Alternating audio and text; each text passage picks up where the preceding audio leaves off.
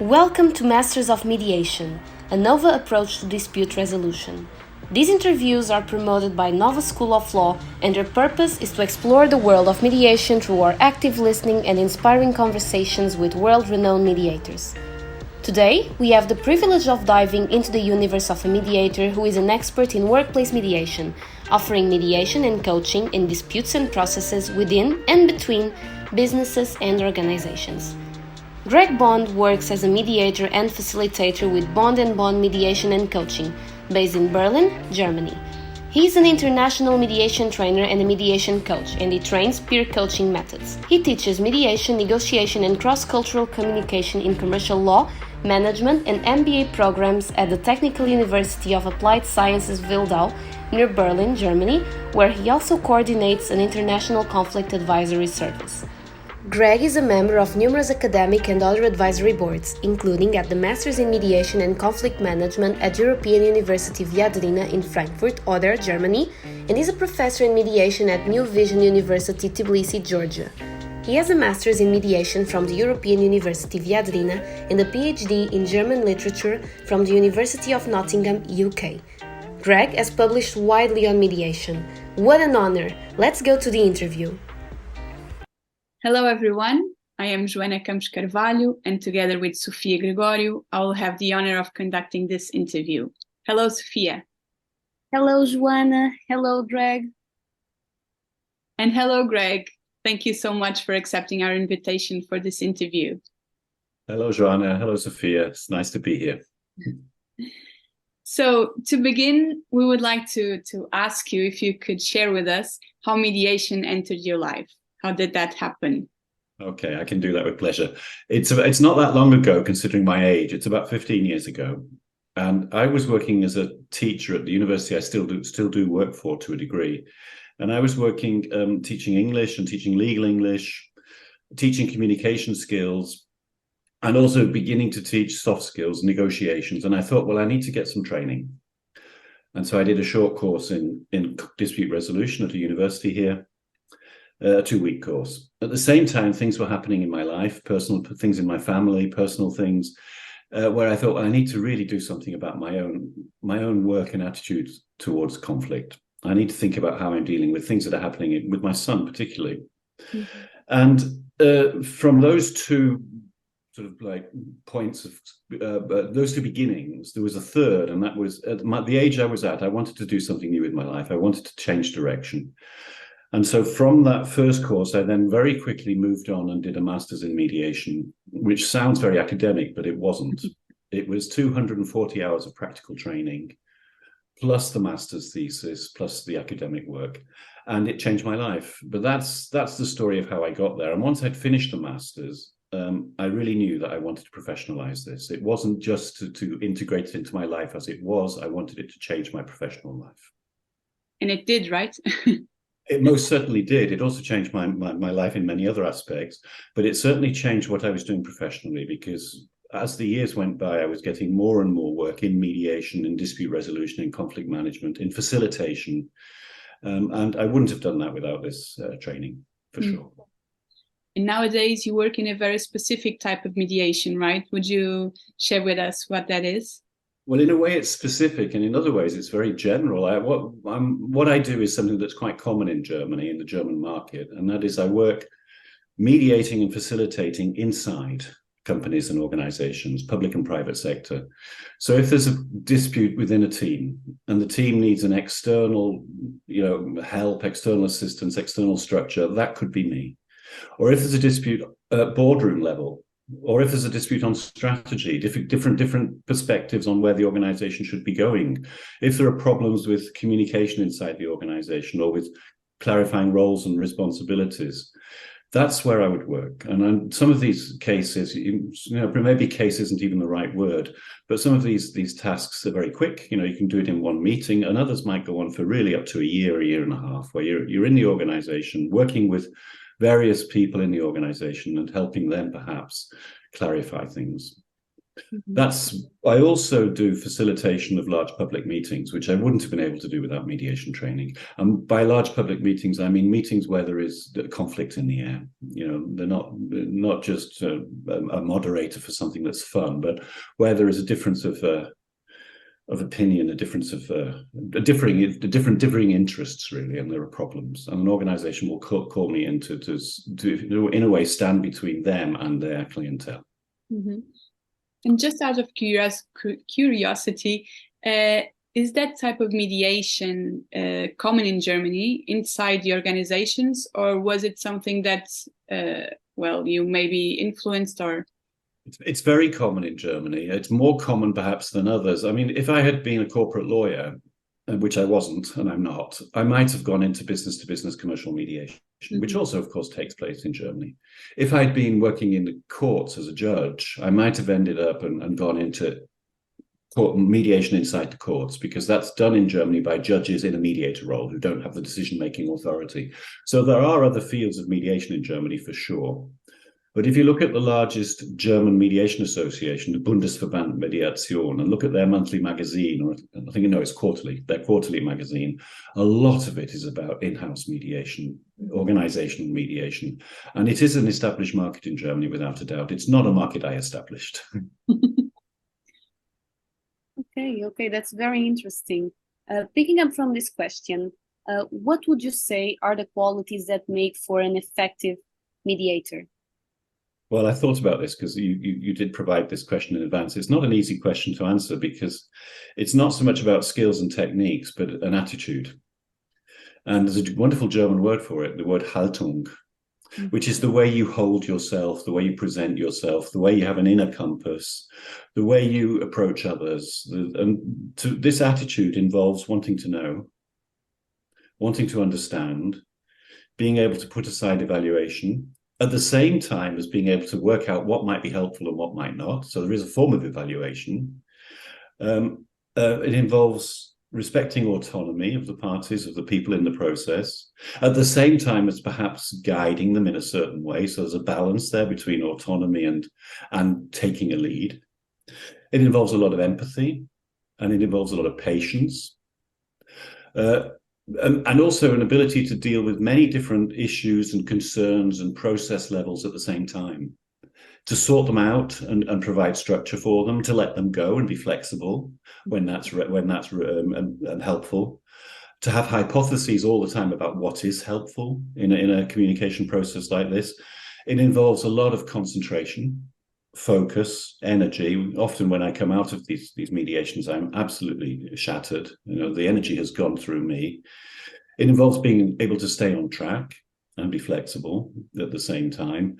And I think really important, it involves a good sense of timing. And that is, you've got 3 hours, well, make sure that something happens in those 3 hours at the same time as allowing the parties to go where they want to go. So there's a lot of balance between what the people you're working with need and where you may think it might be helpful to guide them. Mm-hmm. That's it, Sophia. That's my answer. That's a lot. And some of the traits that you mentioned are sort of more character-like traits. Do you feel that you train them? Do you also have to have something already within you? I think you can train and practice them. It may be that some people have been sort of learning them without knowing it before they perhaps do them for the purposes of mediation or facilitation. But I actually believe as a university teacher, that you can train and practice many things. I don't believe everything is innate. Mm-hmm. Or you're born with it. And I know that from my own experience, because 30 years ago, I wouldn't have been able to do this. I've learned it. Mm-hmm. So yes, I do think that the training I did, which was very thorough, involved a key element, and that was reflective practice, a lot of feedback, a lot of self-reflection. And I think, without wanting to be too critical, I think a 40-hour mediation training course is not sufficient. Mm-hmm. I think it needs a lot more in terms of reflection, feedback, thinking, pause. Time to let it all sink in also, right? It's very, I'm sorry. Thank you. I was just going to say that it's very interesting that that you have mentioned that, Greg, the feedback part, because while we were in our course and we did these mediation simulations, and the first time that we did it, I can admit now that I was more concerned about what would be the feedback and what would my colleagues say. And on the second time that I did, I was much more relaxed, and I was actually really getting into it, and really I was more concerned about what the parties were telling me than about what I was doing. But at the same time, it was very important to have everyone else's input about what I could do better and about what I should maintain and all that. So thank you so much. That was useful for you. That was helpful. Okay, so you mentioned some qualities. The next question that we would like to ask you is techniques. So would you share with us one or two techniques that you find most useful in mediation? Okay, well, it depends very much on the mediation, on the situation in question. These are not used every time, and they're not universal. And I would call them interventions rather than techniques, because I'm intervening in a communication process and making a suggestion for that communication process. The first one is very basic, and that is really looping, reflecting back what I've heard and showing that I've understood, or trying to find out what is there to be understood. It's called the loop of understanding. It's incredibly important, and particularly when it's interest-based, working at what the parties are saying, showing them you're listening to what they're saying, and working out what the essence of that is, what matters in what they're saying. So in a way, playing back, but the playback with the hypothesis. This is the important moment for you. This is what is important. So first of all, that kind of playback, then a second kind of playback, and that's mirroring or reflecting the situation back to both parties. Well, I can see, or to all parties, I often do team mediations, there might be 15, 20 people in the room. I can see that, at the moment, the situation is this. You're seeing it this way, you're seeing it that way. We've got this issue in the room, you've got this question, how do you want to go about it? And then, reflecting back what I'm seeing, and also passing the responsibility back to them to see if anything comes. The third one, and this is something I've been using more and more in more recent cases, where I think I've sort of grown into it a bit more, is using conversations, often with the parties alone, either before the process or during the process, and asking them what they want to achieve. Why are they doing this? What do they want to achieve? What kind of outcome are they looking for? And they're doing it with others in dispute, because to get that outcome, they need some form of cooperation from the others. And so the question would be, what do you want to achieve, and how do you want to go about it? And is that the best way? So it's a form of, if you like, coaching within the process, without me telling them what the best way is, but asking them to reflect. And often, and this is coming to one of your later questions, I think, when things get heated and emotional, I might do that. And I might say, well, the emotions are important. It's important to see that you're angry. But what do you want to achieve today? Is it enough to say that you're angry, or do you want to go somewhere else? And then the parties might think a bit more in terms of strategy of how to get where they want to go. So that's also an intervention I would use. And those are the three I'd like to mention to you at the moment. That's enough. It's very interesting that all three are very interesting. The third one, it seems like inside mediation, you also add this layer of coaching, because many times people are not able to get there on their own. So by separating them and helping them also do the journey on their own, then they'll be able to come back and be more productive. It's an attempt to invite them to prioritize. What is your priority, and how are you going to get there? And it could well be that all they want is to be understood. And okay, well, how are you going to try and be understood? It could well be they want a written agreement at the end of the process, in which responsibilities, roles, deadlines are clearly laid down and everyone's signed it. Well, okay, how are you going to get that? So it's really about sort of like helping them work out why they're there. And strangely enough, or maybe not strangely enough, this is a useful thing to do, because they don't always know at the beginning exactly what they want. They just know they have a problem, or they have something to talk about. Exactly. And I also really love the loop of understanding. Of course, I knew the technique sort of, but the name was new to me. So one more thing to take with me today. It comes from, I think it comes from Harvard originally. I think it comes from the Harvard School. Yeah. Okay. No, that was very enlightening. It was very interesting, but I was curious, other than sort of acknowledging and validating what the parties are feeling, like how else do you manage their intense emotions? Say, for example, I mean, this reminds me of another question. In your mediation field in particular,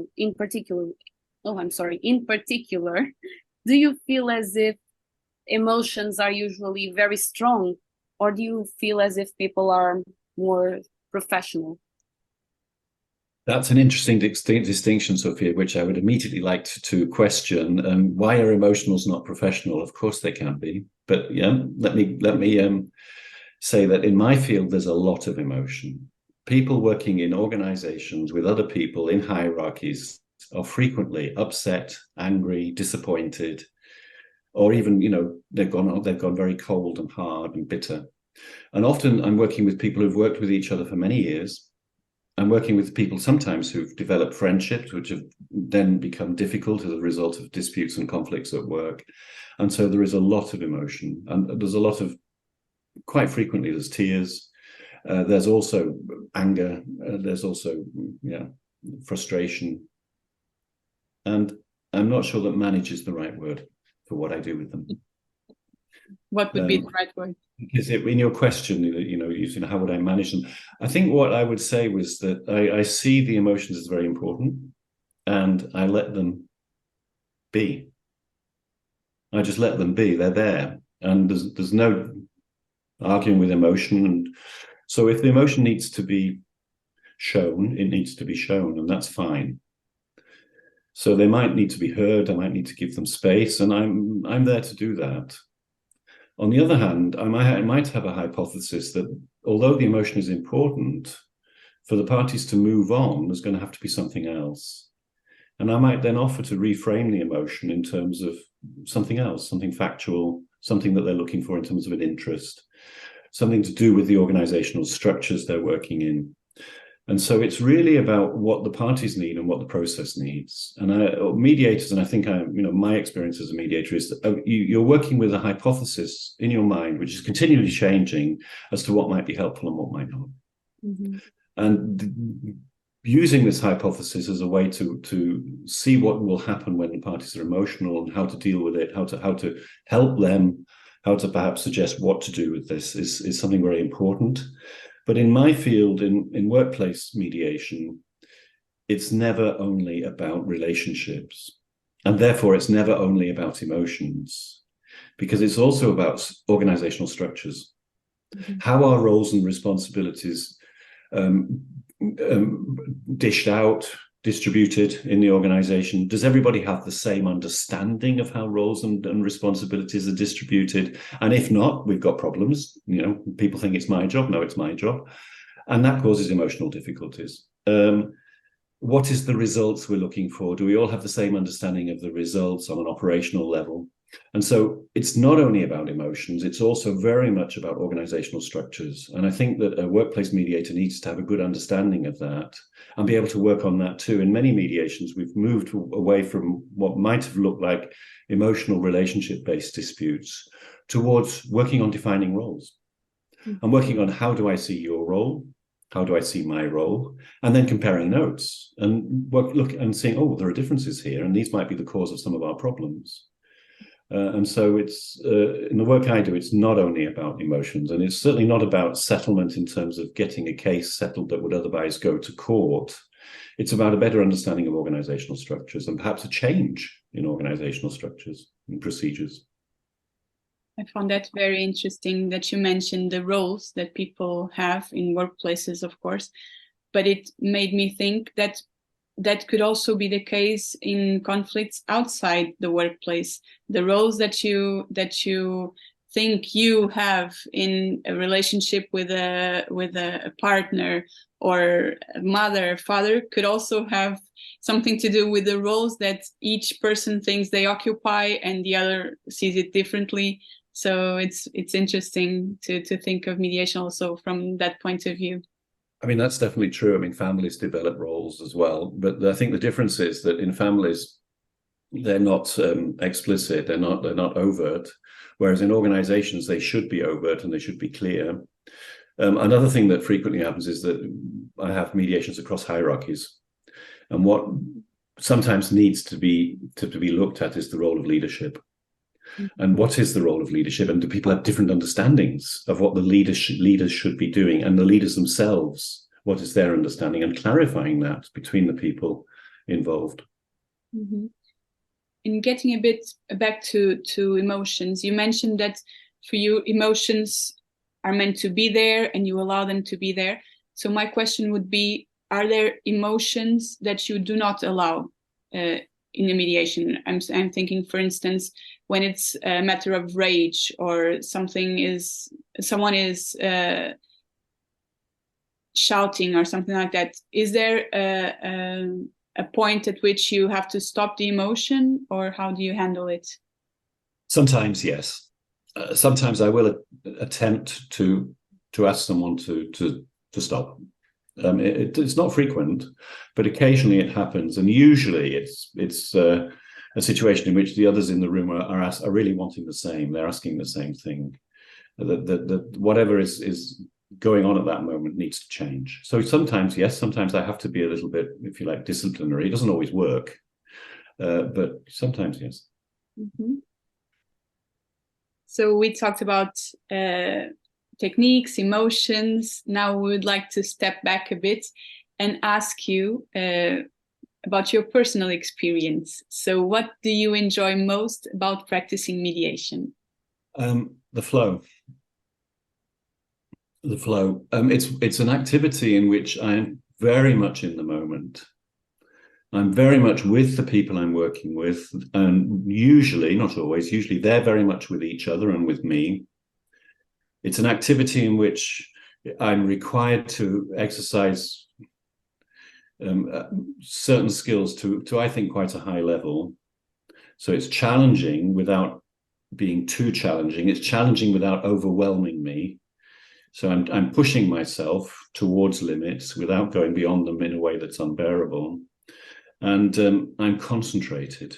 There's a lot of energy in me and in the situation in the room.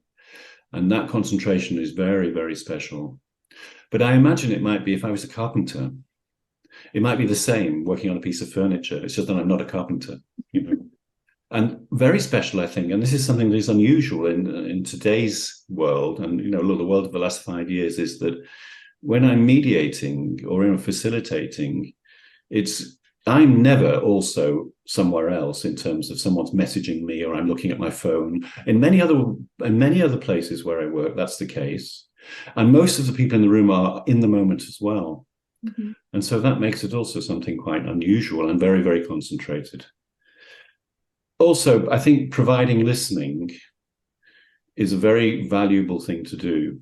And it's something that I really, you know, I think something that I do well. And I really appreciate when people share things and I'm able to listen. And finally, providing structure and process. Mm-hmm. Find that idea of a sort of bubble that exists for a moment. You can step into that bubble and have an experience, right? Yeah.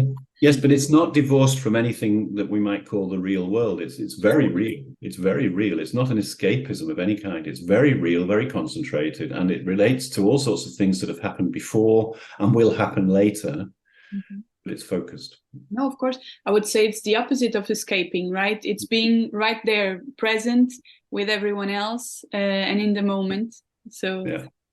On that very interesting way of describing it. Yes, indeed. Yes, indeed. So picking up from this point, I would like to ask you if there is any interesting story that you have from a mediation session that you think that was really interesting. You know, I've thought about this. I'm not a great one for sort of stories from the field, as it were. I don't have any sort of like light bulb stories, and that was wonderful and that was great and that really, you know, showed how mediation is wonderful. So the answer is, my first answer is not really. And my second answer is, everybody who comes into my mediations has stories to tell. And these stories are full of life. They mean things to these people. And so there are hundreds and hundreds of stories, but they're not like, going to shed light on mediation in a big way. Once I was accused by a party who had trained in mediation of not being impartial in my role as mediator. In the process, in the session, and there were about 6 of us around the table, 2 mediators, 4 representatives of different parts of this organization. And that was wonderful. I felt uncomfortable, but what happened for some strange reason was that they took it into their own hands. And the other representatives of this organization around the table started working towards solutions. I'm not sure if it was what that party said that made it happen, but for some reason it seemed to change everything. They came together, maybe. They did in the end come together. They came together, but partly because I think maybe because that this person was feeling pressure from me and resisting me. Mm-hmm. Maybe they thought they had to unite in a front against you. Yeah, but it was a long process over several months in which I had seen little progress and was perhaps letting my own frustration come in a bit too much. And maybe she noticed that. Yeah, that's what I was going to ask. Do you feel that you were being a bit partial, or thinking back on it? I can't remember exactly what I said, but it must have been something that she perceived that way, and that's enough, isn't it? Sure. Okay, so moving on to our next question. What trends are you seeing in mediation nowadays? So this is a very broad question. You can answer it as you wish. I'm not working in a law firm which is doing mediation and seeing which cases are coming to mediation. And I'm so seeing now there's more construction cases and fewer whatever. I'm not working in court annex mediation in small claims and seeing which kind of claims are going to mediation. So I'm not really in a good position to answer this question.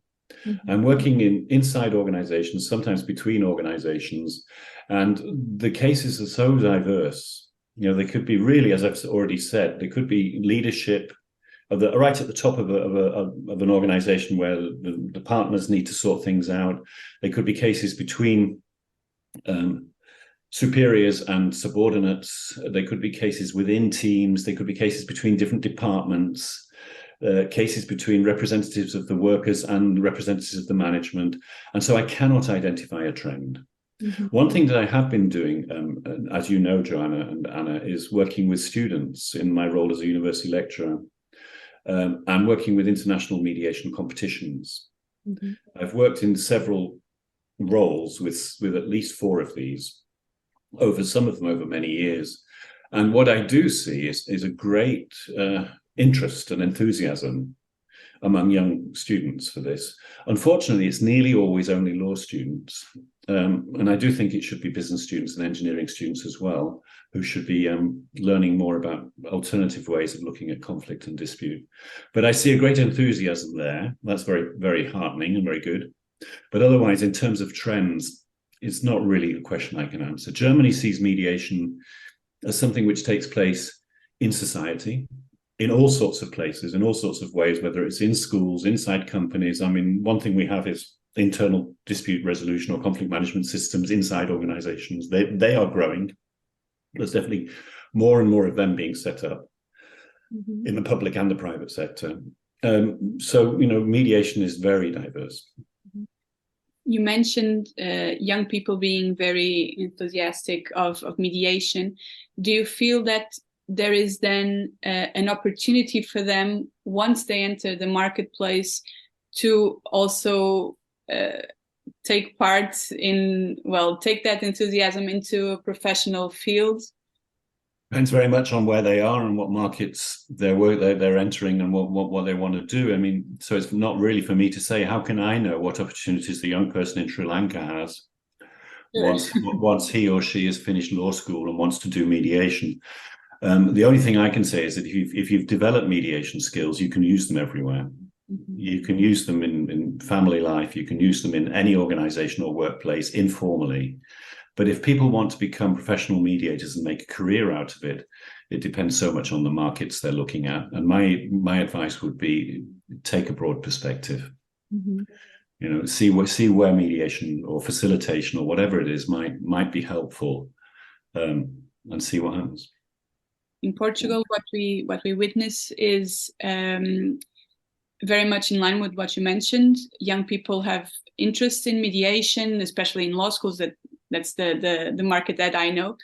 But then they are faced with lawyers, more established lawyers, that are very suspicious of mediation. So even if they present them ideas and if they want to pursue mediation within a law firm, older lawyers are still very much a barrier, although it's starting to change as well.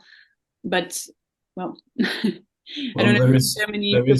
I mean, listening to that, hearing that, what I would say is, you know, if these students, these graduates are entering the law profession in their mid-20s, by the time they're in their mid-30s, they'll be making more decisions. Yeah, and the lawyers who might now be resisting it will be also 10 years older, and some of them may have left the organization. So, you know, it might happen. Just need to let time take care of it. Yeah. It's sort of like a market adjustment thing. In a way, I'm very fortunate, you know, because I never had to think about how to establish mediation within the legal profession. I was always outside of the legal profession, and my work was finding ways to use mediation, as I've already described, within organizations, in organizational development, in consulting even. And so I never had to fight resistance from, you know, the older professionals. Yes, because that is definitely a thing that we still see, albeit less. We still can see that kind of resistance happening. But, you know, if mediation is seen as an add-on to law, we're making it smaller than it can be. It can be a lot more than that. True. So, what is the best piece of advice that you have ever received? Hundreds of pieces of advice. So I'm not going to give you one. Soon after my master's, soon after I graduated, I wanted to professionalize, and I got myself a coach. And I also got 2 fellow graduates, and we set up a peer coaching system, the 3 of us. First 4, and then after a year, 1 dropped out, 3. And this peer coaching system with 2 colleagues who became friends went on for, I think, 9 years. Wow. Where we would meet every 6 to 8 weeks for a 3-hour evening session. We'd eat a light meal and then do 2 hours of peer coaching with a very focused approach. Finish with a glass of wine at the end. And we must have, I don't know how often we met, but as I said, it's 9 years every 8 weeks. We've now stopped. And that really helped me. You know, so I would say get some coaching of whatever kind. Could you give us an example of a topic? You mentioned that it was very specific topics that you discussed. Could you give us an example, maybe? Well, I might have had a mediation query, you know, a client wanting mediation, and I would discuss with Christophe and Pia, that's their names, I would discuss with them, you know, how should I go about approaching this client? What questions should I be asking? Or I might have been in the middle of a mediation process, which was going on for several weeks or months, and at a point where I didn't really know what the next step, what the best next step might be, or I had an idea what the next step might be, and I would share it, and they would listen, and they would help me explore these questions, but also my own career. You know, how do I expand my business? How do I make myself better known? How do I present myself? Those questions as well, and it was done in a very mediation based way, in that it wasn't them giving me advice; it was them exploring with me, or me with them when they brought their concerns, exploring with them what our interests are and how we might go about meeting those interests. So it was very exploratory and very open, at the same time incredibly focused. I find that an amazing idea. Yeah. And you also mentioned hundreds of pieces of advice, and you mentioned this group. So is it right for me to say that you feel that your career, and maybe also as a person, that you are built also based on what others bring you, what you interact on your interactions with other people? Is that important for you? I don't quite get the question. Are you asking me if my mediation career has been helped by others, by others listening to me, working with me? My question, we asked you for a piece of advice, and you mentioned that there were hundreds. So my question was, is it right to say that you think it's very important to get advice from other people? Because we had other interviewees that mentioned quite the opposite. So the answers come from within, and your answer seems to be the answers come from without. So the answers come not from within and not from without. The answers come from exploration. And if you have the right people to help you explore, the answers are going to be richer and better than if you do it alone. Yes. And I really do believe in that. I miss it very much. Unfortunately, one of the three of us, one of my two partners passed away. And so the whole thing stopped. And I really miss it because it would be very helpful for me today in all sorts of questions. So I don't think that, for me personally, it doesn't work to say work it out alone. It works to say find the right people who will listen to you. They won't give you advice in the sense of, okay, I've heard what you say, now do this. They will help you work it out for yourself, but they'll do it by really focusing with you. It has an immense quality. Amazing. So on to our last question, which is, we asked you the best piece of advice that you received. Now we would like to ask you what advice you would give to someone looking to start their career in mediation. Okay, well, it's going to be really the same answer, and that is get a coach. Okay. yeah. No, I'm quite serious. I think get someone who you can share with, who's really interested and has the skills to help you explore where you want to go.